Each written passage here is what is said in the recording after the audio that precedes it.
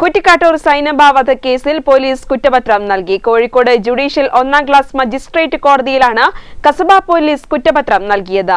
സംഭവം നടന്ന് 85ാം ദിവസമാണ് കുറ്റപത്രം സമർപ്പിച്ചത്.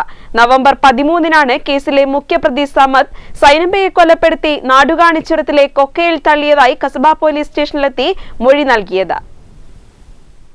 കോഴിക്കോട് കുറ്റിക്കാട്ടൂർ സ്വദേശിയായ സൈനബയെ നാടുകാണിച്ചുരത്തിലെ കൊക്കയിൽ കൊന്നുതള്ളിയ കേസിൽ പോലീസ് കുറ്റപത്രം നൽകി. കോഴിക്കോട് ജുഡീഷ്യൽ 1ാം ക്ലാസ് മജിസ്ട്രേറ്റ് കോടതിയിലാണ് കസബ പോലീസ് കുറ്റപത്രം നൽകിയത്. 4 പ്രതികൾക്കെതിരെയാണ് കുറ്റപത്രം സമർപ്പിച്ചത്.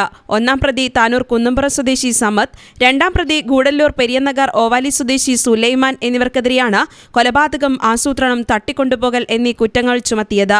3ഉം 4ഉം പ്രതികളായ ഗൂഡല്ലൂർ തുണ്ടത്തിൽ സ്വദേശി ശരത്, വയനാട് വെള്ളാരംകുന്ന് സ്വദേശി നിയാസ് എന്നിവർക്കെതിരെ മോഷ്ടിച്ച സ്വർണം ഉപയോഗിച്ചതാണ് കുറ്റം. നിയാസിന്റെ സുഹൃത്ത് നജിമുദ്ദീനെ പിടികൂടാനുണ്ട്. ഇയാൾക്കെതിരെ പ്രത്യേക കുറ്റപത്രം സമർപ്പിക്കുമെന്ന് പോലീസ് കോടതിയിൽ സത്യവാങ്മൂലം നൽകി. 128 സാക്ഷികളാണ് കുറ്റപത്രത്തിൽ ഉള്ളത്. 950 പേജുള്ള കുറ്റപത്രമാണ് സമർപ്പിച്ചത്.